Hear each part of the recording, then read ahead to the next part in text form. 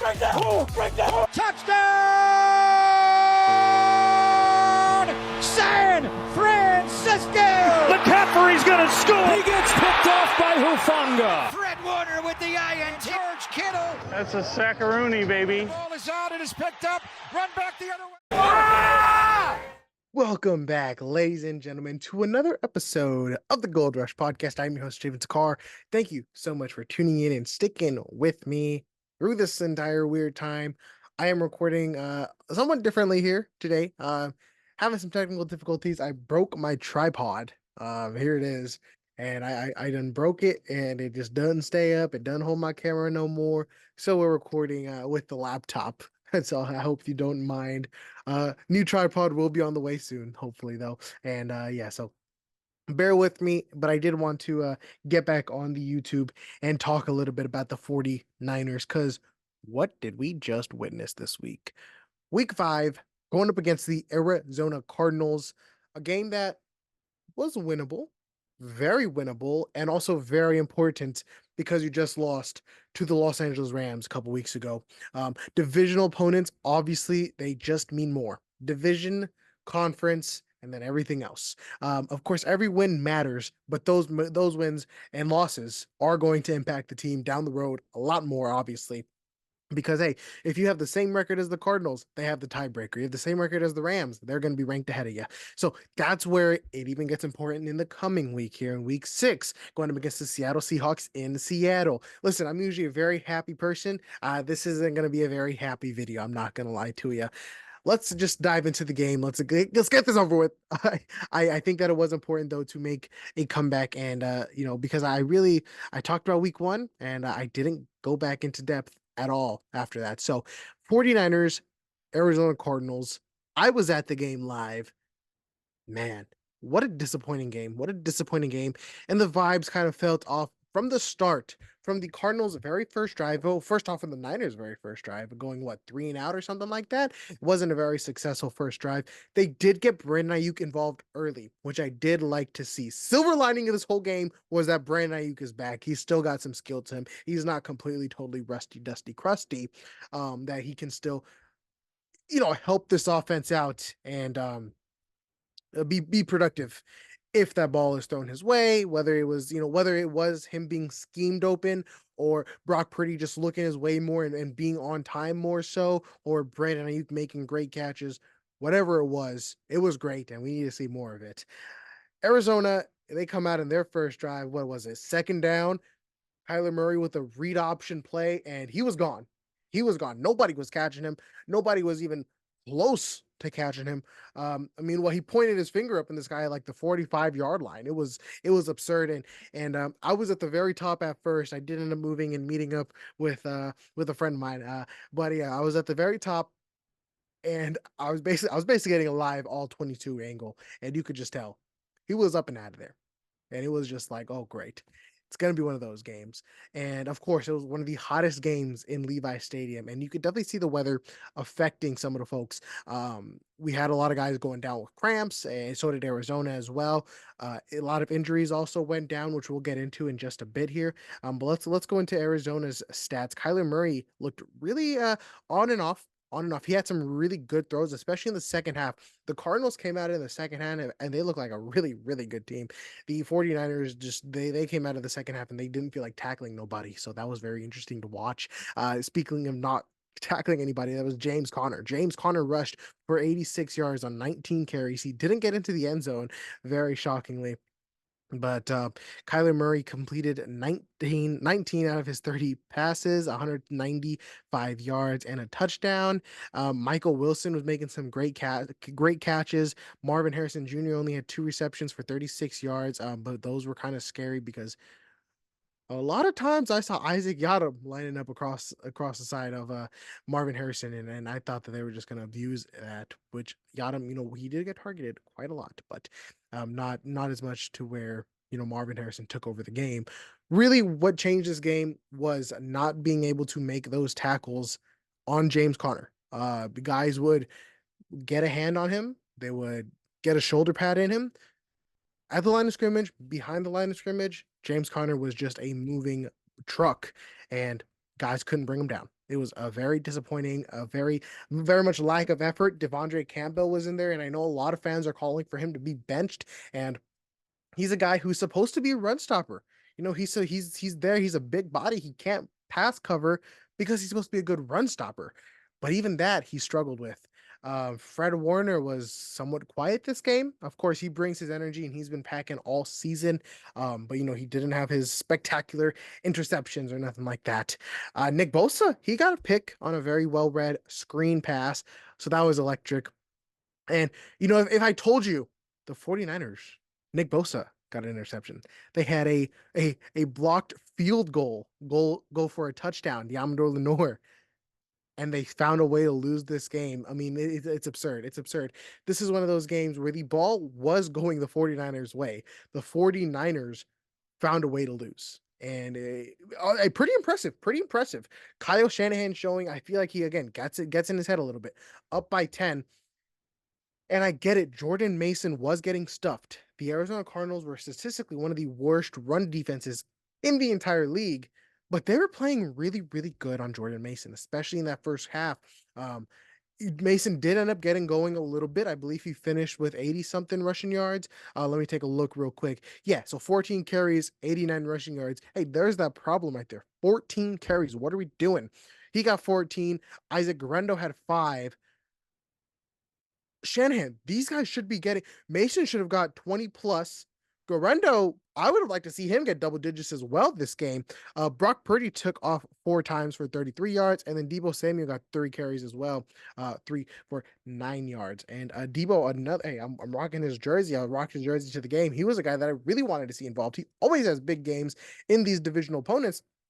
And I would have really liked to see Deebo Samuel. I feel like he's a guy that Shanahan, he picks and chooses when he wants to scheme Deebo into the games. And this really should have been a game where Deebo should have gone off. Of course, it was Ayuk. I think all guys can pop off any week. But yeah, offensively, I think that Shanahan got in his head a little too much. When you're up by 10 in the fourth quarter, run the rock.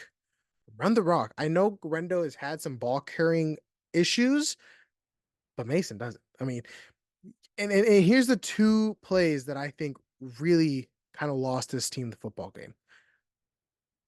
You're inside the 5. I want to say they were at the 2-yard line, and they kicked the field goal. This was after Jake Moody had got injured, so Mitch Wisnowski came out, and whether you wanted Mitch Wisnowski to get a field goal to feel comfortable, in case it came down to it, which we'll get into that in just a second as well. But I think that settling for a field goal inside the 5 in the situation you were in with no kicker in a tight game against a sneaky opponent, you gotta risk it for the biscuit. I think right there, Shanahan tucking his tail between his legs and putting the field goal unit out there definitely hurt this team. And also I don't know if we can count this as a game loser, but 4th and what, 20, it was 4th and forever, and you go for it. And again, that point, I get it because you don't have a kicker. But listen, if you just reverse those 2 plays, if you go for it inside the 5 and you try to kick the field goal that's a little bit further out, I think nobody really blames you there, because at least then you have a 14-point lead. Yeah, so that's just my opinion. I don't know exactly, of course, how everything would have worked. I don't know how long of a field goal it would have been, because they were kind of far. But it was too close to punt, too far for a field goal, I guess Shanahan felt, for Mitch Wisnowski. But I personally would have risked it. Hey, I'm not an NFL head coach though, so what do I know? Let's talk about the trenches a little bit. I think the offensive line held up decently well. The Arizona Cardinals don't have a good pass rush, point blank, period. And Purdy did have to run around for his life a lot, especially in the second half. The second half, this football team just looked like a different team. And Nick Bosa did come out and say, like, these teams, they play us differently than they do on film. They play us differently in the second half, this and that. That's not an excuse. That's not an excuse, buddy. We need to adapt better. And no, hey, I mean, that's just what good teams do. Good teams adapt and they change to what the other team is giving them. Arizona Cardinals, they knew what they were struggling with. They couldn't really run the ball in the first half. Hey, they got going in the second half, even when down. They were down with the clock not on their side, and they were running the rock effectively. It was embarrassing. And then the defensive line, again, I mentioned it previously. Run defense wasn't there. They're the first line of defense right there. They've got to contain their gaps, and it just wasn't there. It wasn't there. Nick Bosa, I believe, led the team in missed tackles today or yesterday, which is just embarrassing. And you really want to see those guys clog their gaps, slow the running back down, so then your linebackers can come and finish up the dirty work, or you just make a play yourself. Yatir Gross Matos is going to be out for the rest of the season, so that is definitely a big punch in the gut. The defensive line depth is just getting thinner and thinner, it seems. So now, Jordan Elliott is playing on the inside more. Malik Collins is playing on the inside, and that's, I believe. Oh, we also saw T.Y. McGill and Kevin Givens as well. McGill got called up from the practice squad, I believe, for this game. And then on the edges, you've got Leonard Floyd, Nick Bosa, Sam Okonkwo, all these guys that, really need to step up and make an impact at this time, or the 49ers have to go out there in the free agent market, whoever there is, or make a splash trade for somebody, which could be interesting. Speaking of the free agent market, the 49ers are actively holding out kicker tryouts because Jake Moody has an high ankle sprain, and he's going to be out for multiple weeks. Yes, the kicker that they spent a third, fourth rounder on. He was trying to make a play. He was trying to make a play. He was trying to make a tackle because this 49 special teams unit is one of the worst in the league.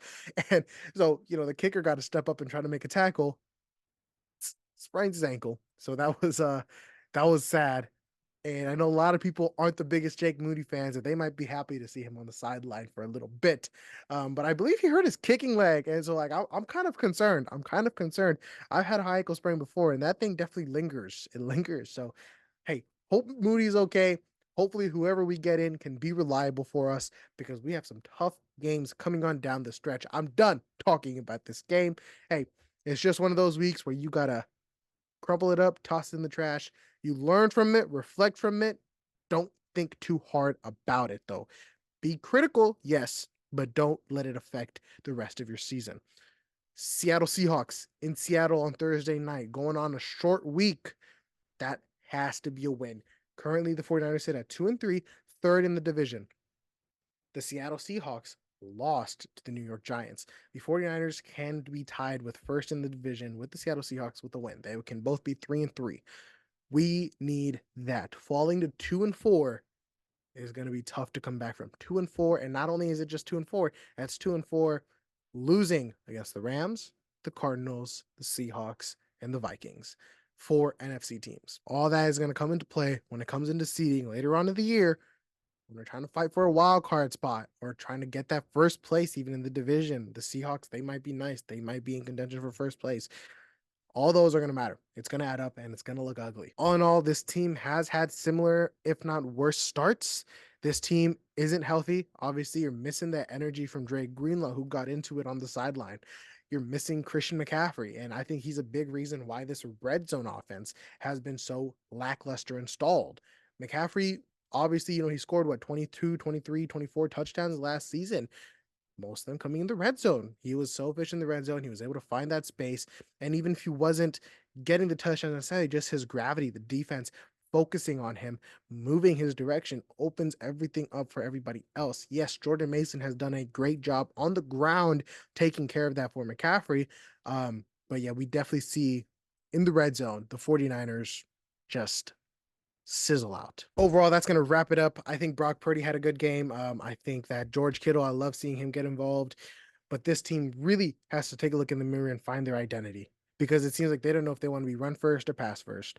And I think that starts with the coaching. So Kyle Shanahan, he has to figure it out. If he wants to stick to his whole Shanahan scheme and run the rock, then stick to it. I think 14 carries against a bottom 10, bottom 5 run defense is unacceptable. Even if they're playing it well, you should trust in your system. But yeah, overall, on to Seattle. In Seattle, let's get the dub. 49ers faithful. Take a look in the description below. Thank you so much for tuning into this episode of the Gold Rush Podcast. I'm your host, James Takar. I hope to see you in the next one. Peace out.